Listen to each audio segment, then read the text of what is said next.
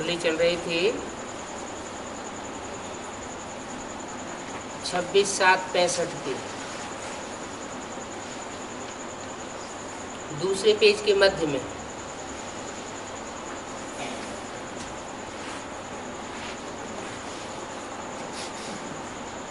बात चल रही थी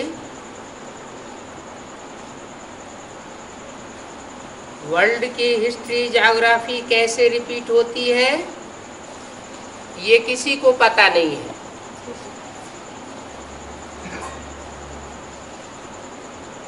God is one, creator is one,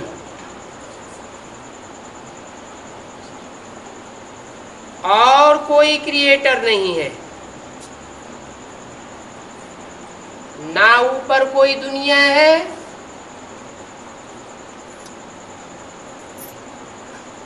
ना नीचे कोई दुनिया है।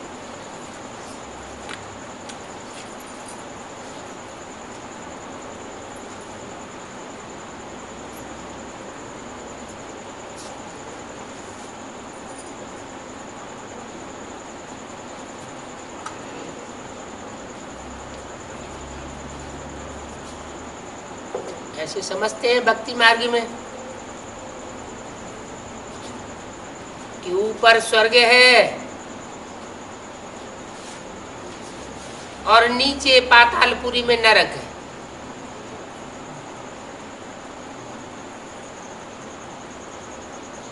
दैत्यों का राज्य नीचे है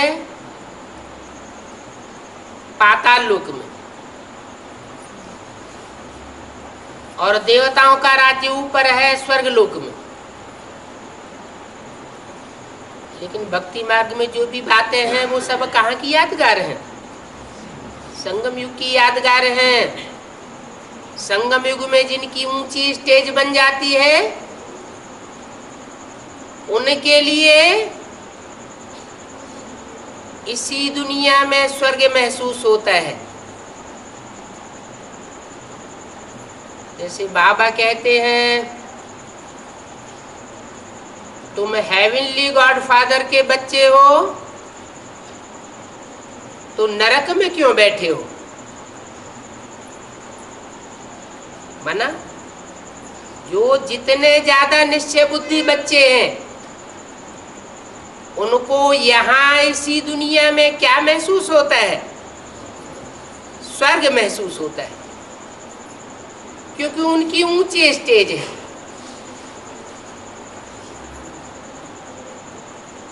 और जिन्होंने हेवनली गॉड फादर को पूरा नहीं पहचाना, निश्चय बुद्धि नहीं बने,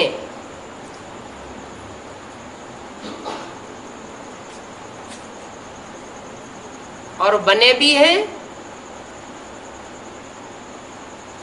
तो गॉड फादर से उतने प्रभावित नहीं होते जितने देहधारियों से प्रभावित होकर रहते। तो उनको इस दुनिया में स्वर्ग महसूस नहीं होता। भले बाबा ने इस वर्ष बोला है, अव्यक्त बाप दादा ने, इस वर्ष को कौन सा वर्ष मनाओ? है जीवन मुक्त वर्ष बनाओ।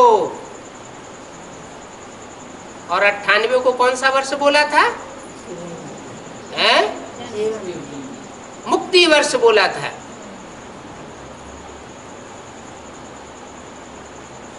ना 98 में किसी की मुक्ति हुई कि नहीं हुई? है हुई? किसकी हुई? है एक की हुई। किस एक की हो गई? है किस एक की मुक्ति हुई 98 में? है कोई की नहीं हुई? अरे कोई तो बताओ। है मुक्ति वर्ष मनाया तो क्या संगम युग में भी झूठा मनाया जाता है? या व्यक्त बाप दादा ने झूठा बोल दिया है? नहीं, तो सच्ची बात क्या हुई है? है स्वर्ग क्या? कृष्ण का जन्म कहाँ होता है? वैकुंठ में होता है या नरक में होता है? हैं? नरक में होता है। नरक की दुनिया के बीच मैं तुमको स्वर्ग की बादशाही देता हूं, स्वर्ग का वर्षा देता हूं। तो पहला पहला वारिसदार कौन बनता है? हैं? कृष्ण पहला पहला वारिसदार बनता है ना। संगम युगी कृष्ण पहला वारिसदार बनता होगा या सतयुगी कृष्ण पहला वारिसदार बनता होगा? पहले तो संगम युगी कृष्ण बने। तो 98 में मुक्ति वर्ष बनाया गया। कब से शुरू हुआ? 15 अगस्त। और दिन कौन सा था? जन्माष्टमी का दिन। गर्भ जेल से मुक्ति हुई।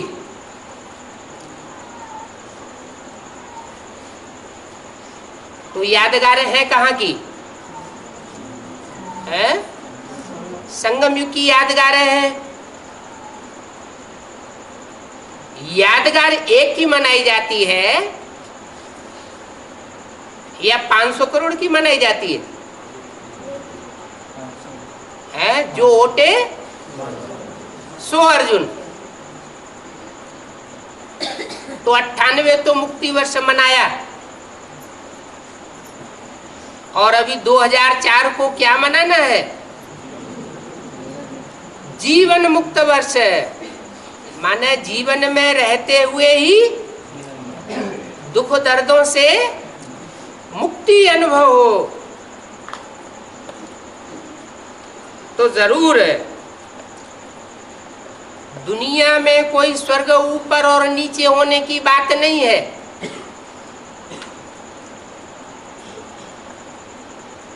जो अव्वल नंबर बच्चा है वो बाप समान स्टेज पहले बनाता है। फिर नंबरवार बच्चे हैं जिनको बाप समान स्टेज बनाकर दिखानी है।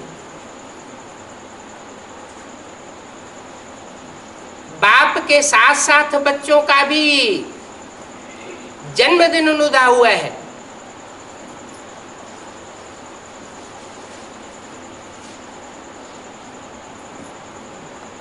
ये दुनिया तो एक मांडवा है।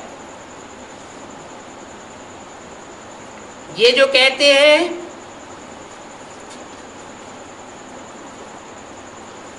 आकाशी आकाश,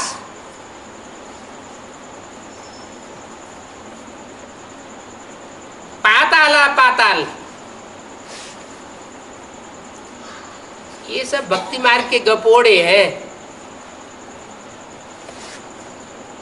समझते हैं स्टार्स के ऊपर दुनिया है। भक्ति मार्ग के अंधविश्वासी लोग ही नहीं समझते, बड़े बड़े वैज्ञानिक भी आज क्या समझे बैठे हैं कि ये जो स्टार्स, ग्रह, उपग्रह, नक्षत्र हैं, इन पर भी कोई दुनिया बसी हुई होगी। परंतु वहां थोड़े ही किसी की राजधानी हो सकती है। क्यों? वहां दुनिया क्यों नहीं हो सकती?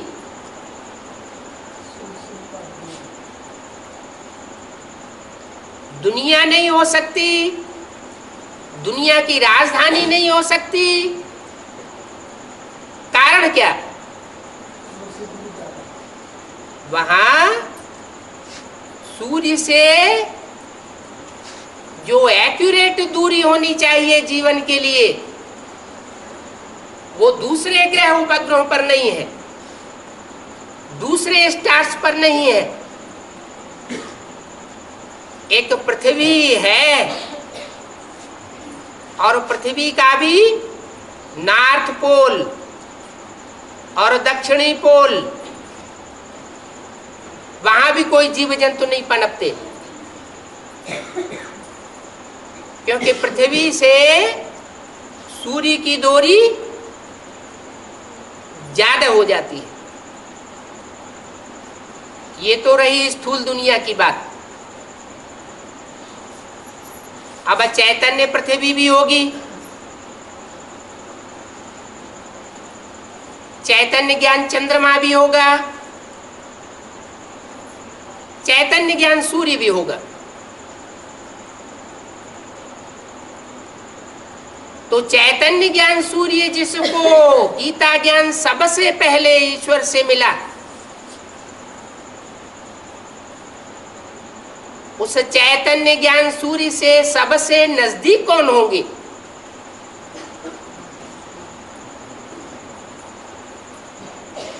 कोई तो होंगे। जहां जीवन जीवन कहा जाए,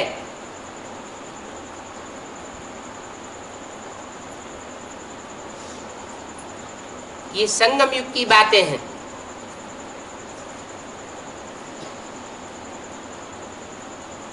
बहुत नजदीक कौन होंगे? हैं? हैं? अरे नवग्रह पूजन होता है ना, होता है कि नहीं? तो नवग्रहों में एक तो सूर्य हो गया, बाकी हो गए 8, जिन्हें अष्टदेव के रूप में पूजा जाता है।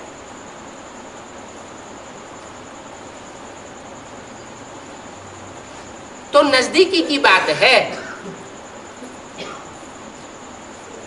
कोई शरीर रूपी डब्बे के नजदीक होने की बात भी नहीं है। ये तो मन बुद्धि को बुद्धियोग से नजदीक करने की बात है।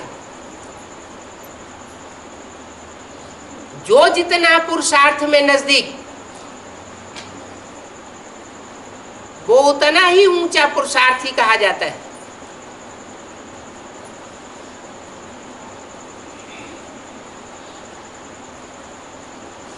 तो दूसरे स्टार्स में कोई राजधानी बनाने की बात नहीं है। दूसरे जो जड़ स्टार्स है, वहां कोई दुनिया की बात नहीं है। ये तो चैतन्य सितारे हैं, जिन्हें एक एक सितारे में अपनी एक एक दुनिया बनी हुई है। बाप सारा राज बैठ करके समझाते हैं। ऊपर नीचे की दुनिया की बात नहीं है, ये दुनिया तो एक ही है। प्रिंसिपल को भी कहते हैं, जो अच्छे अच्छे स्टूडेंट्स हों, उनको ये बेहद की वर्ल्ड की हिस्ट्री ज्योग्राफी क्यों नहीं समझाते हो?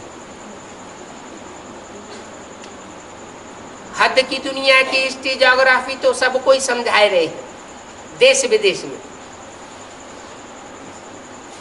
बाप कहते हैं, अब बेहद का बाप आया हुआ है,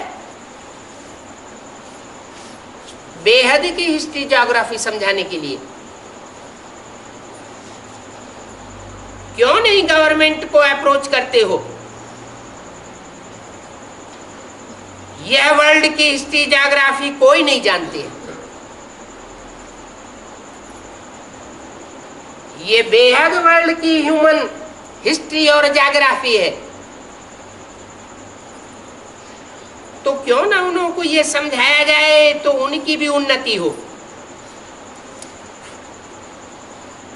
बड़े बड़े ऑफिसर्स को भी अप्रोच कर सकते हैं। क्यों नहीं इन सबको ये नॉलेज दी जाए? बड़ा युक्ति से समझाना है। सतयुग में आदि सनातन देवी देवता धर्म की राजधानी थी। उनको ये राजधानी कैसे मिली, उन्होंने भारत में ये राज्य कैसे प्राप्त किया। शास्त्र में दिखाया है, देवताओं दैत्यों की लड़ाई लगी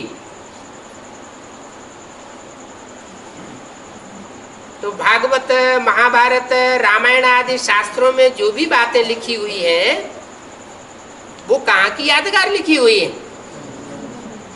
जरूर संगम युग में ब्राह्मणों के ही दो वर्ग हुए, एक राक्षसी ब्राह्मण और दूसरे देवताई ब्राह्मण। उनको देव कहा गया, उनको दैत्य कहा गया।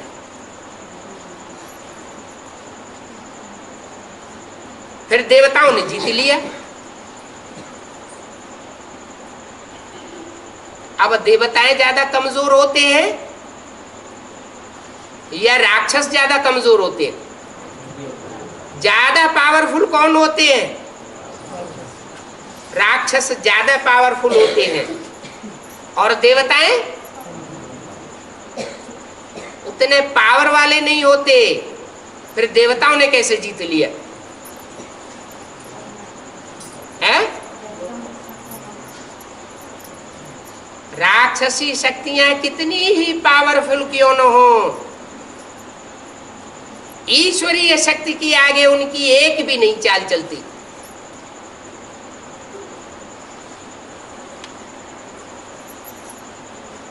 तो ईश्वरीय शक्ति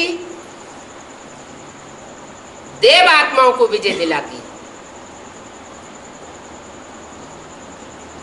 देवात्माएं कौन होती है? उनका खास धंधा क्या होता है?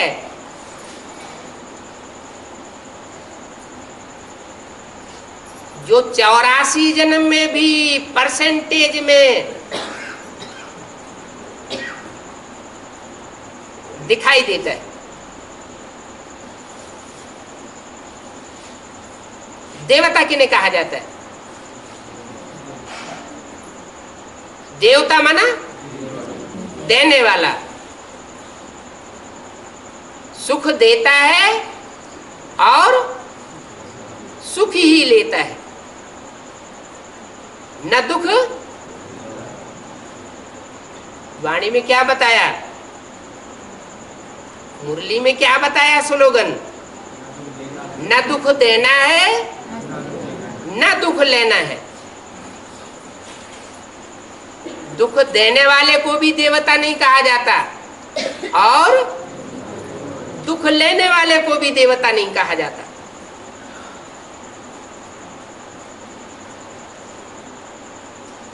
ईश्वरीय पढ़ाई पढ़ते पढ़ते कितने साल हो गए हैं? 68 साल हो गए। अपने अंदर झांक करके देखें, पोता मेल निकालते रहे। दुख देना नहीं है, दुख लेना नहीं है। इस स्लोगन को कहां तक धारण किया है? अगर धारण किया है तो विजय ही विजय है। कहां बैठे हैं? विजय विहार में। तो विजय विहार में बैठने वालों को अब शूटिंग के इस लास्ट वर्ष में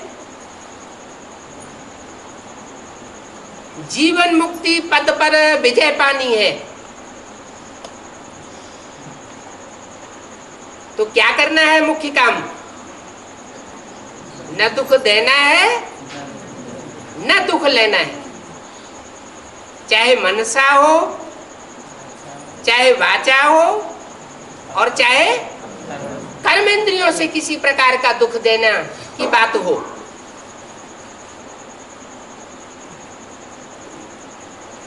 तो ऐसे देवताओं की जीत निश्चित है। भले राक्षसी शक्तियां कितनी ही पावरफुल क्यों न हो, कितनी ही आतताई क्यों न हो,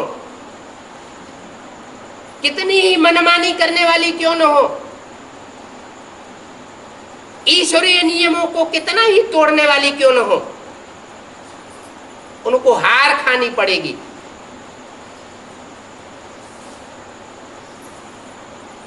महाभारत की लड़ाई यादगार है। एक ही लड़ाई लगी है 5000 वर्ष में, ऐसी महाभारत लड़ाई और 5000 वर्ष में कभी होती नहीं है।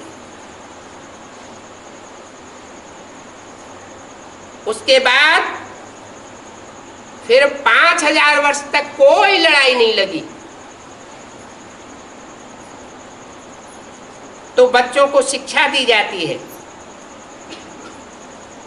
क्यों नहीं स्कूल में बच्चों को ये नॉलेज देते हो, जिसमें बेहद की हिस्ट्री ज्योग्राफी समझाई जाती है। कितने वर्ष की? 5000 वर्ष की हिस्ट्री ज्योग्राफी समझाई जाती है। और वो दुनिया में जो मनुष्यों की पढ़ाई है, मनुष्यों के द्वारा खोली हुई यूनिवर्सिटीज हैं, उनमें कितने वर्ष की हिस्ट्री समझाई जाती है, कितने वर्ष की ज्योग्राफी समझाई जाती है? सिर्फ 2500 वर्ष। वो भी एक्यूरेट मिले या न मिले।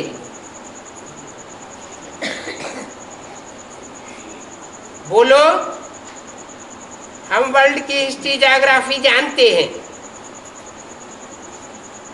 तो क्यों नहीं ये नॉलेज सबको मिलनी चाहिए? कायदा है, कोई नई इन्वेंशन हो तो पहले पहले बादशाह को दिखाते हैं। ये परंपरा भी कहां से पड़ी होगी? हैं? ये परंपरा भी कहां से पड़ी होगी? संगम युग से। कैसे है? हाँ, जो भी कोई राज है वो पहले पहले बादशाह को पता चलता है।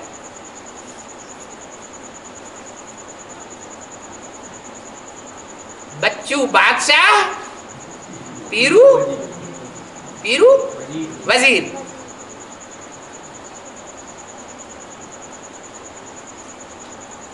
तो किसको पता चलता है? जो हीरो पार्टधारी है, उस हीरो पार्टधारी को पहले पहले दुनिया की हिस्ट्री ज्योग्राफी का पहले पता पड़ जाता है। तो दुनिया में भी ये कायदा चला आ रहा है कि कोई नई इन्वेंशन होती है तो पहले बादशाह को दिखाते हैं, फिर उन्हीं द्वारा वृद्धि को पहुंचाते हैं। बाप ने बच्चों को सिखलाया है, वर्ल्ड की हिस्ट्री ज्योग्राफी का चक्कर समझाया है। इनको कहा जाता है स्वात्मा को सृष्टि के आदि मध्य अंत का नॉलेज मिलता है, जिससे 21 जन्म के लिए चक्रवर्ती राजा बन जाते हैं। इस नॉलेज से कौन सा पद प्राप्त होता है? 21 जन्म के लिए चक्रवर्ती राजा बन सकते हैं। वो मनुष्यों की पढ़ाई, जो हद की पढ़ाई है, हद की हिस्ट्री ज्योग्राफी बताती है, उससे तो ज्यादा से ज्यादा इंजीनियर बन जाएंगे, डॉक्टर बन जाएंगे, मिनिस्टर बन जाएंगे, कलेक्टर बन जाएंगे। लेकिन कोई सम्राट नहीं बन सकता, राजा नहीं बन सकता। ये राजयोग की पढ़ाई के द्वारा बाप आकर के राजा बनाने की पढ़ाई पढ़ाते हैं। तो क्या बनना है? भिखमंगा बनना है या राजा बनना है? भिखमंगा बनेंगे, भगवान बाप आया हुआ है तो वहां भी भीख मांगनी पड़ेगी। कहाँ है? 5,000 वर्ष में 2,500 साल तो स्वर्ग होता है, बाकी जो 2,500 साल बचता है उसमें वहां भी भीख मांगनी पड़ सकती है, क्योंकि शूटिंग यहां हमने की।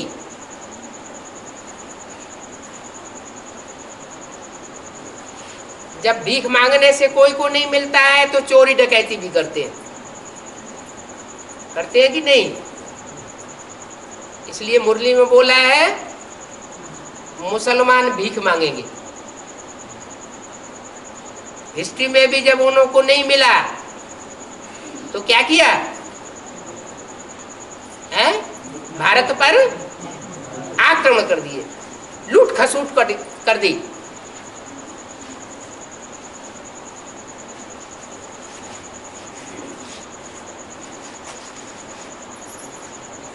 तो तुम बच्चों को तो 21 जन्म के लिए चक्रवर्ती राजा बनाते हैं, समझाना पड़े। भारत में सतयुग त्रेता में सूर्यवंशी चंद्रवंशी राज्य था। क्या सतयुग में कौन से वंश का राज्य था? सूर्यवंशी राज्य। और त्रेता में चंद्रवंशी राज्य था। भारत जैसा ऊंच कोई नहीं था। फिर कैसे बादशाही गंवाई ये कोई नहीं जानते हैं। कैसे गंवाई? वाम मार्ग माना क्या है? विपरीत। विपरीत माना क्या? विकारी। वि माना विपरीत, कार्य माना कार्य। विपरीत कार्य नीचे गिरने का कार्य। क्या सतयुग त्रेता में नीचे नहीं गिरते हैं? गिरते हैं कि नहीं गिरते? तो विकारी हुए कि निर्विकारी हुए हैं? जब नीचे सतयुग त्रेता में भी गिरते हैं, द्वापर कलयुग में भी गिरते हैं। परसेंटेज वहां नीचे गिरने की कम होती है और द्वापर कलयुग में नीचे गिरने की परसेंटेज जास्ती होती है। तो नीचे गिरना तो दोनों तरफ होता है, बाकी अंतर क्या रहा? हाँ, वहां द्वापर कलयुग में व्यभिचार फैलता है, मत मतांतर का व्यभिचार, वाइब्रेशन का व्यभिचार, दृष्टि वृत्ति का व्यभिचार, बातों का व्यभिचार, कर्मेंद्रियों का व्यभिचार। इसलिए पतन जास्ती होता है। तीव्र गति से मनुष्य सृष्टि नीचे गिरती है, दुखों की ओर बढ़ती है। सतयुग त्रेता में व्यभिचार नाम मात्र को भी नहीं होता। राधा की दृष्टि कृष्ण में ही डूबेगी, कृष्ण की दृष्टि राधा में ही डूबेगी। तो ऐसी सृष्टि बनाने के लिए बाप क्या युक्ति रचते हैं?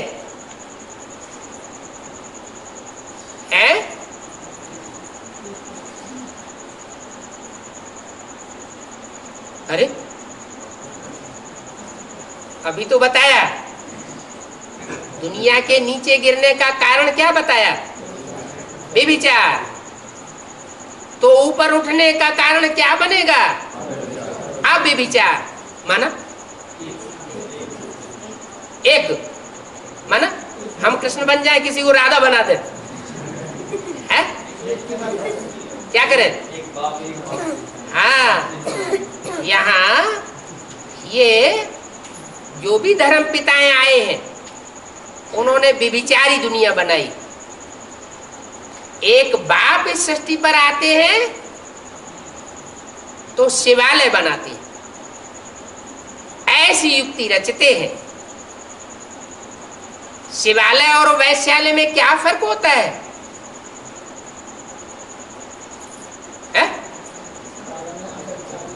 शिवालय में अब बेविचारी होते हैं। क्यों? ढेर सारे देवी देवताओं की पूजा नहीं करते हैं? पूजा नहीं होती। अच्छा, शिव के मंदिर में जो ढेर सारे देवी देवताएं रखे होते हैं, शिवलिंग के आजू बाजू में चारों तरफ दीवार में लगे हुए जड़े हुए मूर्तियां रखी होती हैं, उनकी पूजा नहीं करते हैं? हाँ, वो शिवालय इस बात की यादगार है कि सतयुग त्रेता में अभिविचार होता है। वो अभिविचार की स्थापना शिवालय की यादगार है। क्या यादगार है? कि सबका मुख एक बाप की ओर है। मुख एक बाप की ओर है, माने बुद्धि एक बाप में लगी हुई है। जब मन बुद्धि ही एक बाप में लग जाएगी तो और कर्म इंद्रियां दूसरी ओर नहीं जा सकती।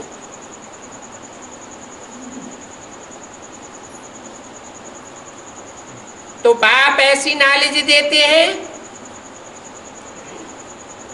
जिससे 21 जन्म के लिए तुम चक्रवर्ती राजा बनते हो।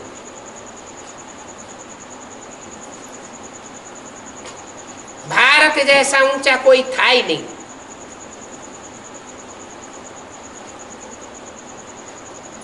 तो कैसे राजाई गवाई ये कोई नहीं जानते,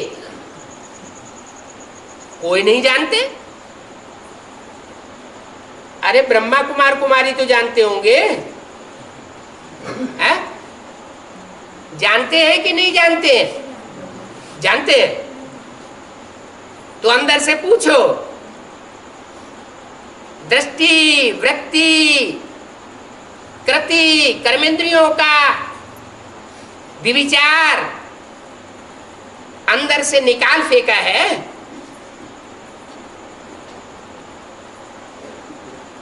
या रोज अटैक करता रहता है?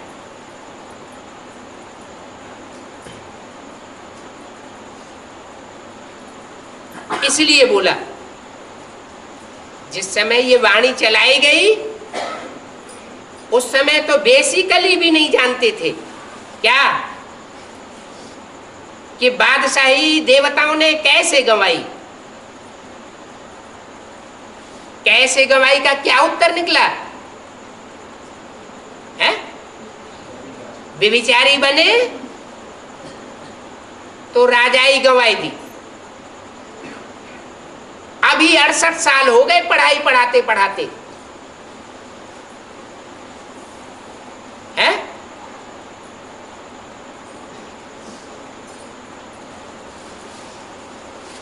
पढ़ाई पढ़ने वाले दो तरह के हैं। एक तो ऐसे हैं जिन्होंने अपने सारे जीवन की आहुति इस ईश्वरीय पढ़ाई पढ़ने के लिए ही दी हुई है। अपना सारा ही जीवन अर्पण कर दिया, तन से मन से धन से समय से संपर्क से संबंधियों से सबकी बाजी लगाएगी। दूसरा वर्ग ऐसा है जिसने पूरी बाजी तो नहीं लगाई, पूरी बाजी लगाने का सबके सामने अंजाम नहीं किया, लेकिन अंदर से ऐसे प्रयास में है कि हम घर गृहस्थ में रहते हुए भी, धंधा धोरी करते हुए भी, तन से मन से धन से समय से संपर्क से संबंधियों की भी बाजी लगा करके, सब प्रकार की शक्तियां ईश्वरीय सेवा में अर्पण करके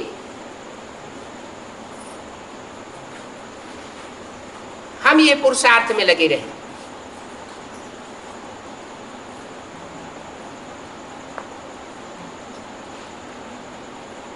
दो प्रकार के हैं पुरुषार्थी। एक तो दुनिया वालों की नजर में है कि ये पूरे समर्पित हैं। दूसरे वो हैं जो दुनिया वालों की नजर में नहीं है कि पूरे समर्पित हैं या नहीं है, लेकिन ईश्वर की नजर में उनमें से कोई कोई जरूर ऐसे निकलेंगे, या जैसे बेसिक नॉलेज में से एडवांस नॉलेज में निकले।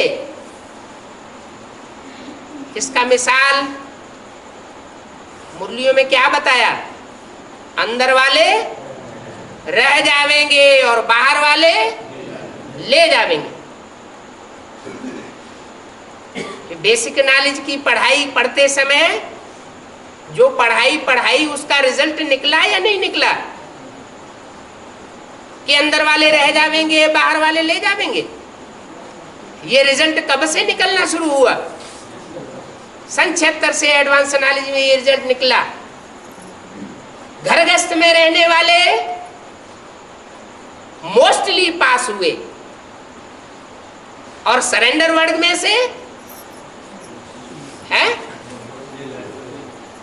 बहुत कम गिने चुने निकले। कारण क्या हुआ? मुख्य कारण क्या हुआ है? अच्छा, जो सरेंडर हुए वो बाप को नहीं पहचानते, और जो सरेंडर होने की हिम्मत ही नहीं कर पाए उन्होंने बाप को पहचान लिया है। बाप गरीब निवाज गाया जाता है, माने जिन्होंने तन धन धाम स्वर्ग परिवार सब त्याग करके ईश्वरीय सेवा में ही लग गए वो रईस हो गए हैं। और जो तन धन धाम स्वर्ग परिवार है अनुभव नहीं, जो समर्पित हो जाते हैं उनमें एक अहंकार आ जाता है।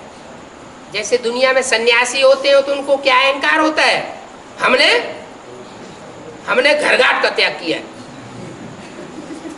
हमारी बात मानो। क्या अहंकार रहता है? हमने दुनियादारी का त्याग किया है, इसलिए हमारी बात मानो, शिवो हम ही शिव हैं। जैसे शिव है ना, वो दुनियादारी को त्याग करके 5000 साल कहां बैठता है? परम धाम बैठता है। तो जैसे वो दुनियादारी को त्याग करके परम धाम में बैठता है, ऐसे हमने भी दुनियादारी त्यागी हुई, इसलिए शिवो हमारी बात मानो। तो ये अहंकार जो है वो प्राप्ति नहीं करने देता। ऐसे तो शास्त्रों में सारी बातें बोली हुई है।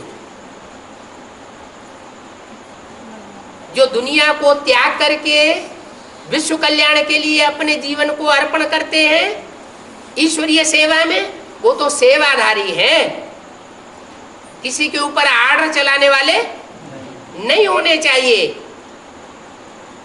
अगर ईश्वरीय सेवा में अर्पण होने के बाद भी दूसरों के ऊपर या संगी साथियों के ऊपर आर्डर चलाते हैं, बजाय रिक्वेस्ट करने के क्या करते हैं? आर्डर चलाते हैं। तो यही राजाई ले ली। तो जिन्होंने यही राजाई ले ली उनकी वहां राजाई, भविष्य की राजाई कट हो जाती है।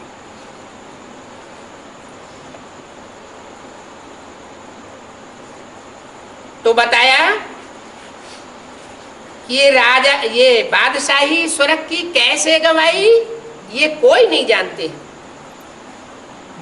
तो क्यों न बेहद की हिस्ट्री ज्योग्राफी सबको समझानी चाहिए।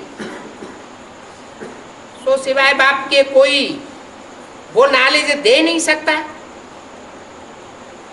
ये बेहद की हिस्ट्री ज्योग्राफी की नॉलेज बाप ही देंगे।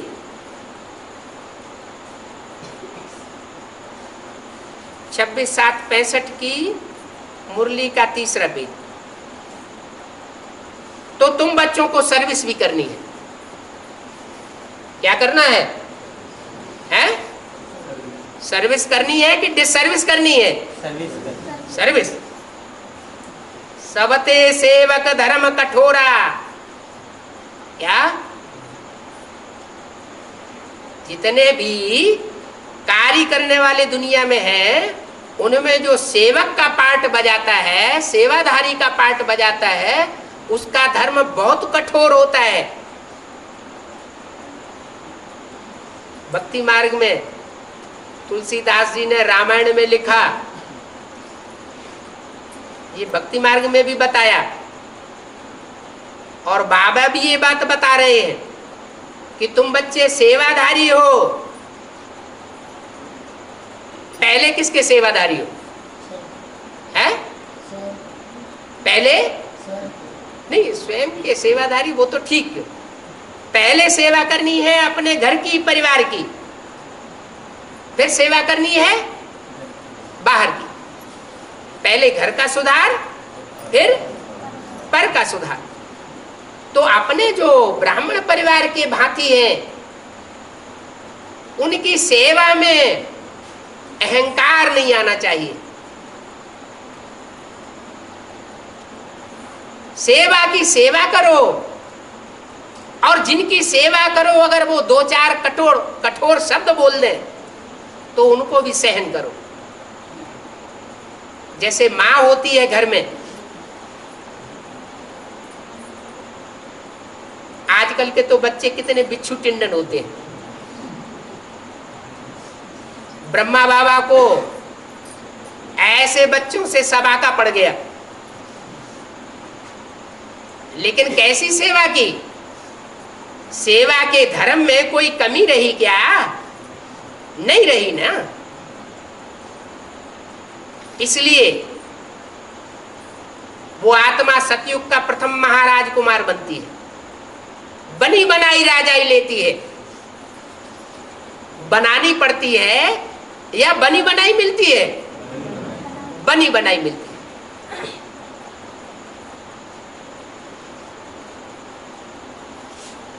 तो अभी का जो टाइम है, शूटिंग का अंतिम चरण चल रहा है, मानसी शूटिंग का। उसमें जो थोड़ा सा समय बचा हुआ है,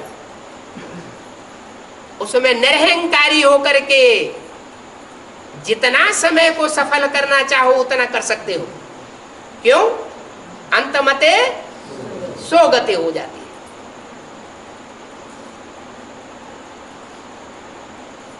जब परीक्षाएं होती हैं तो लास्ट की पढ़ाई जो तेजी से पढ़ लेते हैं वो फायदे में रहते हैं,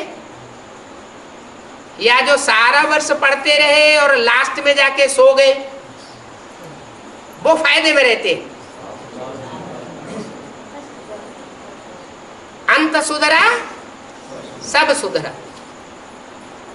जिसने अंत देखा उसने सब कुछ देखा। तो बोला तुम बच्चों को सर्विस भी करनी है। भी क्यों लगा दिया कि अब तक तो क्या किया है? डिसर्विस भी की। सर्विस 10% की तो डिसर्विस 50% की, तो उसका 100 गुना बोझ आ चढ़ता रहा। अभी क्या करना है? अभी सर्विस भी करनी है। तुम्हारे में बहुत है जो पढ़े लिखे नहीं है, है ना? तुम्हारे में बहुत कौन है जो पढ़े लिखे नहीं है?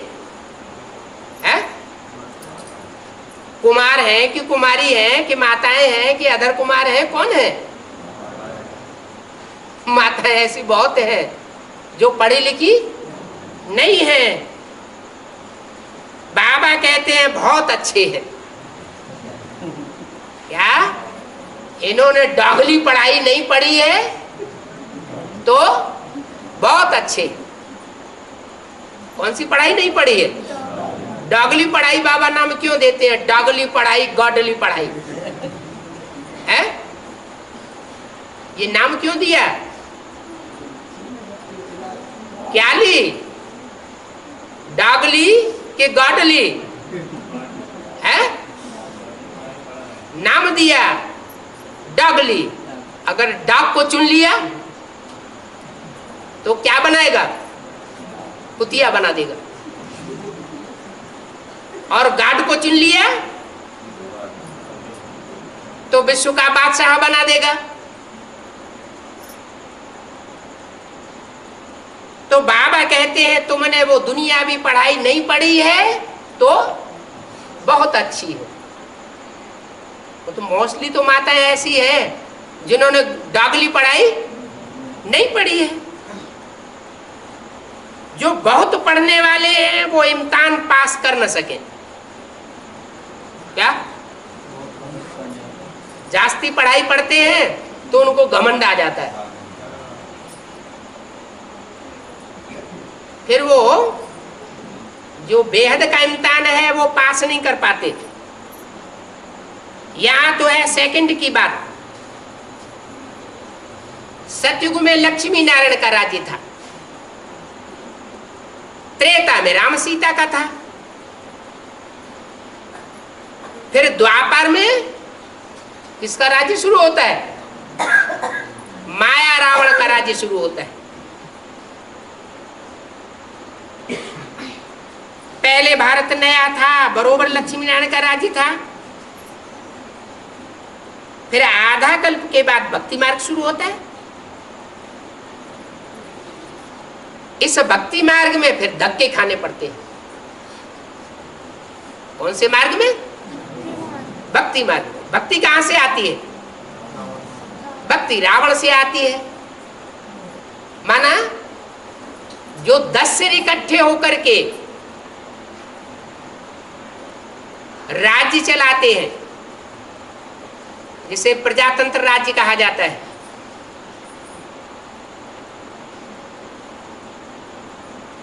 वो भक्ति की चरम सीमा पैदा कर देता है।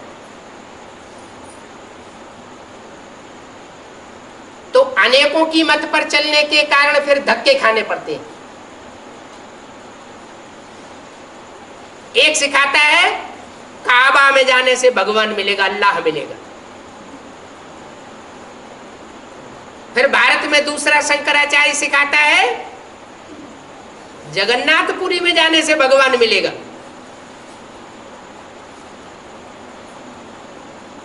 श्रृंगेरी मठ का शंकराचार्य सिखाता है रामेश्वरम जाओ।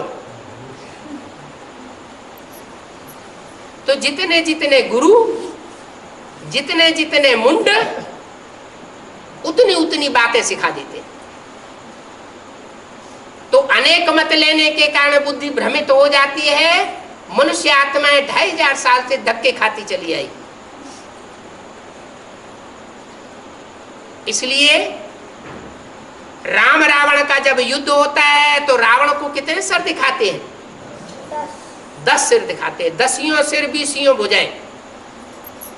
और राम को एक सिर दिखाया जाता है, माने एक मत। वो एक मत देता है।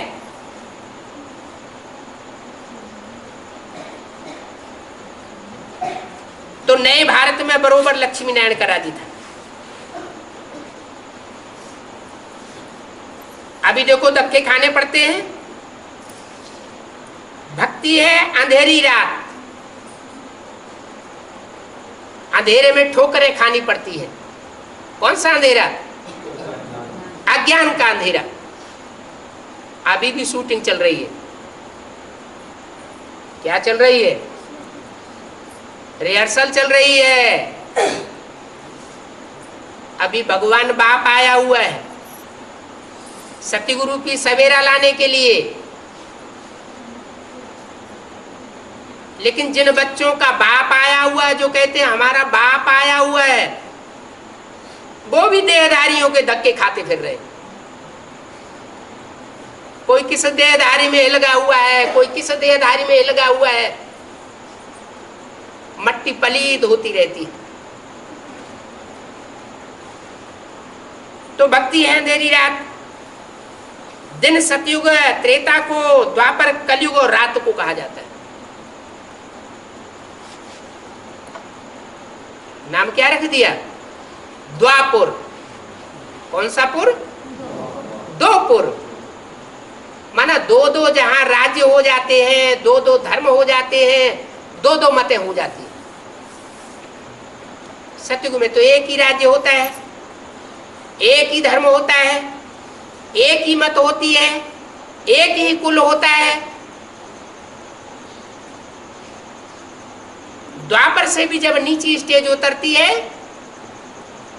तो कलयुग कहा जाता है। कल है कलेश का युग। कितने धक्के खाते रहते हैं, कहां कहां पहाड़ों पर जाते हैं, वहां तो कुछ भी रखा नहीं है।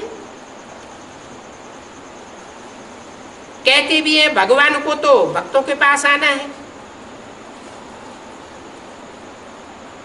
कि भक्त भगवान के पास जाएंगे। जो अंधेरे में ठोकरें खाने वाले भगत हैं वो भगवान के पास पहुंचेंगे कि भगवान भक्तों के पास आता है। भगवान को ही भक्तों के पास आना पड़ता है। फिर धक्के क्यों खाते हैं? भक्ति मार्ग में जानते भी हैं कि भगवान भक्तों के पास आता है, फिर धक्के क्यों खाते हैं?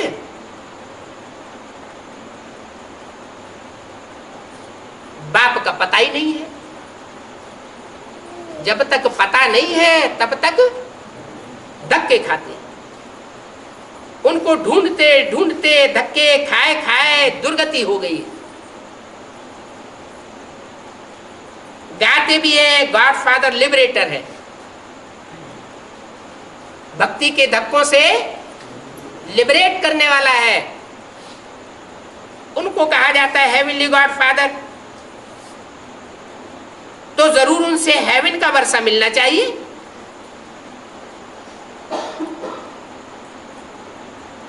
हेवनली गॉड फादर है तो क्या मिलना चाहिए? हेवन का वर्षा मिलना चाहिए।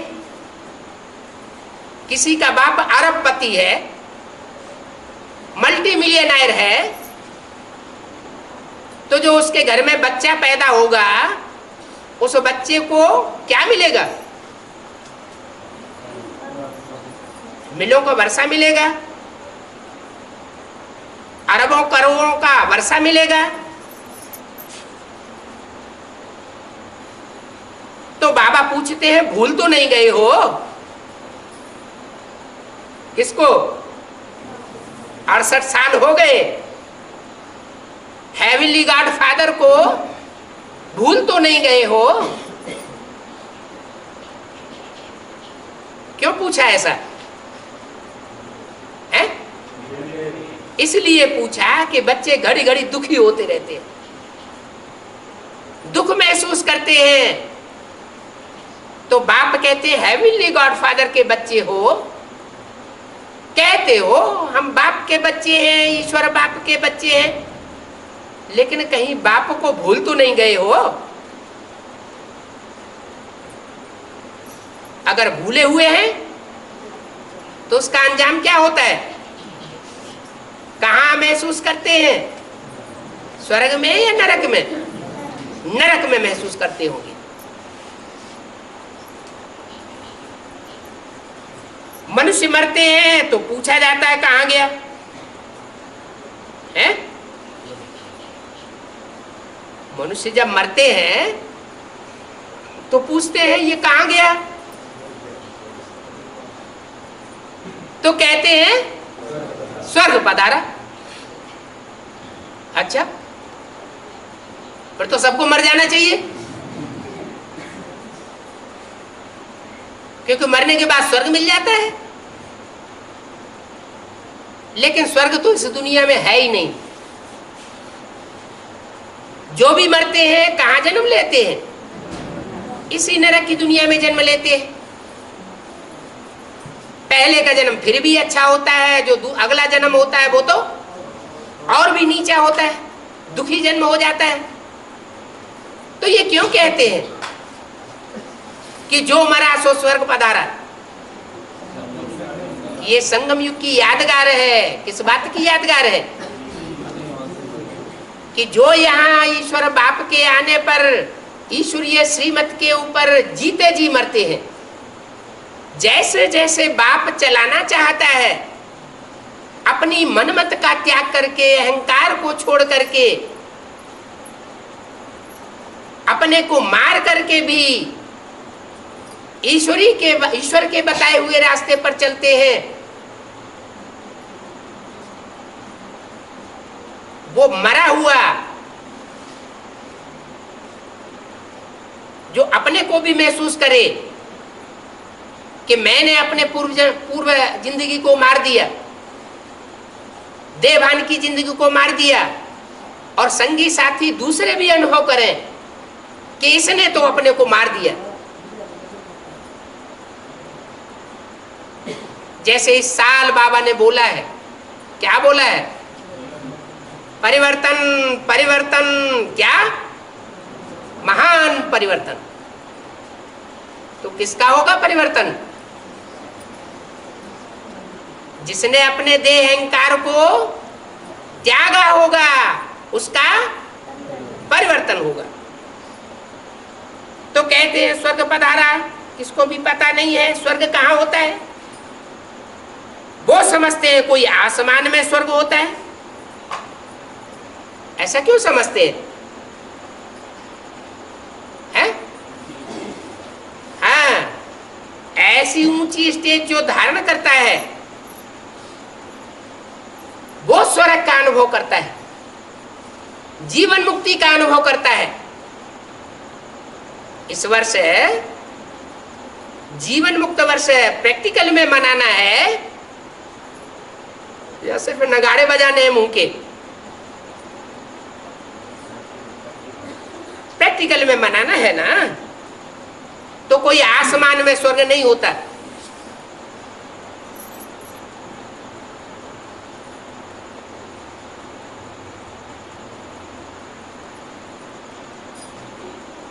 कितनी जंगली दुनिया बन गई है। जैसे जंगली जानवर क्या करते हैं? क्या करते हैं? हिंसा करते हैं। जो अपने से कमजोर मिला तो पावरफुल जानवर कमजोर जानवर की चीरफाड़ कर देगा, उसका खून पी जाएगा, मांस खा जाएगा नोच नोच के।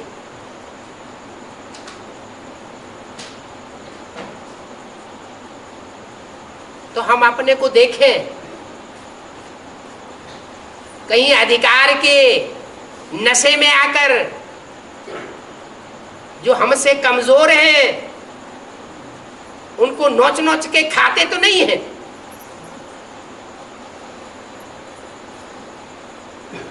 कैसी दुनिया बन गई। जैसे जंगली जानवर, ये है ही कांटों का जंगल। भारत ही फूलों का बगीचा है। अब फिर तुम फ्लावर्स बन रहे हो।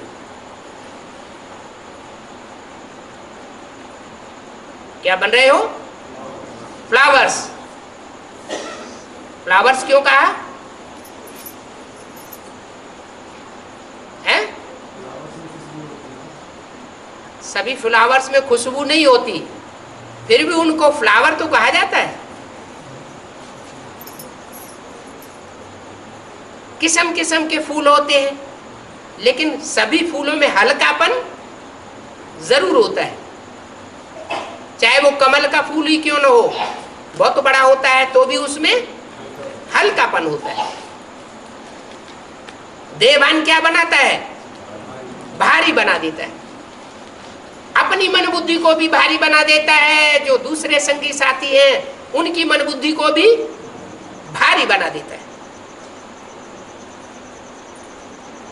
तो अभी तुम फ्लावर्स बन रहे हो।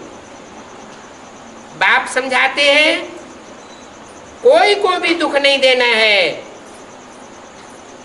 क्या कहा? कोई क्यों लगाया है? अरे मच्छर काटेगा तो धप से मारेंगे नहीं है? बोलो, नहीं मारेंगे? मारेंगे ना, तो दुख नहीं होगा बेचारे को है? तुम किसी का खून पी रहे हो और कोई तुम्हारे ऊपर मार दे तो दुख नहीं होगा फिर है? जैन धर्म में क्या करते हैं? जो कीटाणु है वो भी कीटाणु हमसे न मर जाए, क्योंकि उनमें भी आत्मा है। जब आत्मिक दृष्टि आ जाएगी तो आत्मा जो बना हुआ होगा वो किसी को दुख नहीं देना चाहेगा। अच्छा, तो मक्खी मच्छरों में दवा डालना बंद कर देंगे क्या? है? नहीं, नियम है। पहले अपनी जाति का सुधार करना पड़े, पहले मनुष्य जाति का सुधार करना पड़े। हम मनुष्य है ना, तो हर एक अपनी हमजिन्स को देखता है। बाकी बुद्धि है तो ये सोचना चाहिए कि ये मच्छरों की दुनिया में हमको जन्म क्यों मिला है? कोई कारण होगा ना। हमने मक्खी मच्छरों जैसा कोई आचरण किया होगा ना,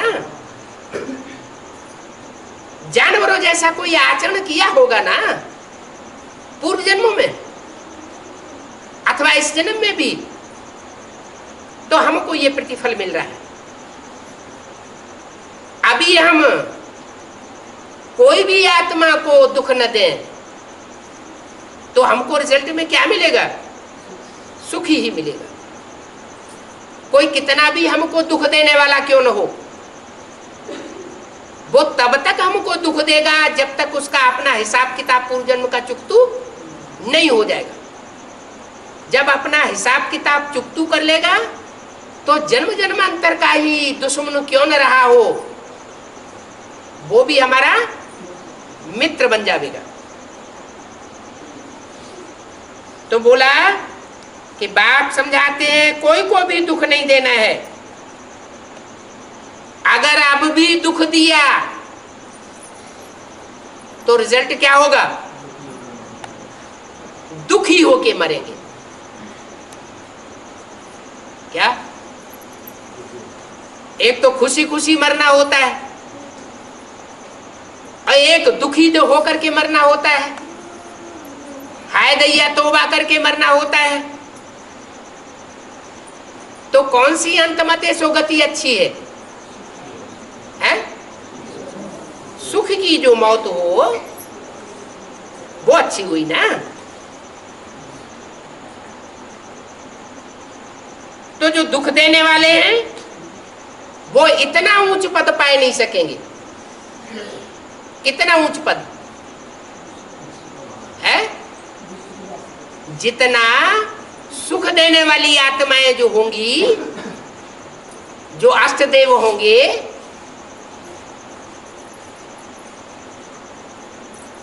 जरूर उन्होंने सबसे जास्ती सुख देने का पार्ट बजाया होगा। सिर्फ सतयुग त्रेता में ही या द्वापर कलयुग में भी? है? द्वापर कलयुग में भी। इसलिए भेंट में बताया कि जो दुख देने वाली वृत्ति के होंगे वो इतना ऊंच पद पाए नहीं सकेंगे। तुम जानते हो हम बाप के पास आए,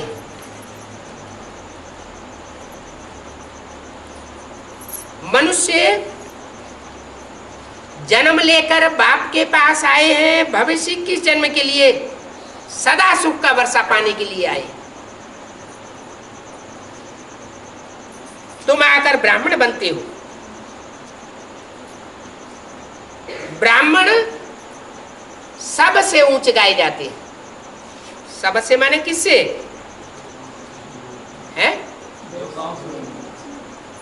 और जो दूसरी जातियां हैं, चाहे वो देव हो, चाहे वो शूद्र हो, चाहे वैश्य हो, और चाहे त्रेता के क्षत्रिय हो, लेकिन सबसे ऊंच पद किसका है? जो संपूर्ण ब्राह्मण बनते हैं। ब्रह्मा के आगे कौन है?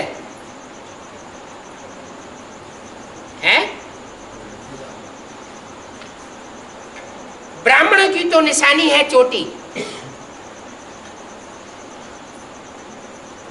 ब्राह्मणों की निशानी क्या दिखाते हैं? गाय के खुर जितना चोटी, वो निशानी दिखाई जाती है। अच्छा, फिर ब्रह्मा का बाप कौन हुआ? है? जो चोटी का पार्ट बजाएगा, चोटी का पुरुषार्थ करेगा, वही कौन हुआ? ब्रह्मा का भी बाप हुआ। ब्रह्मा रचयिता है या रचना है? क्या है? रचना है।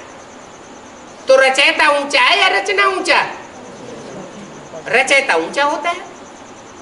तो जो ब्राह्मण चोटी बनते हैं,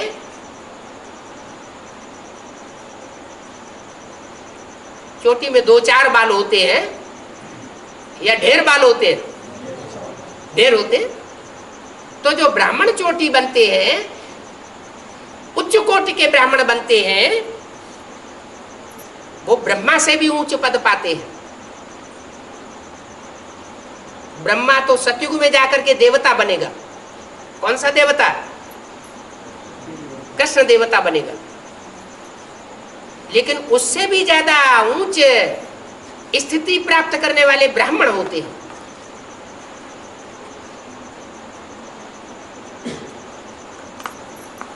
तो ब्रह्मा का बाप हुआ शिव बाबा। कौन हुआ? शिव बाबा। तो तुम बच्चों को बाप समान पुरुषार्थ करना है। अच्छा, ओम शांति।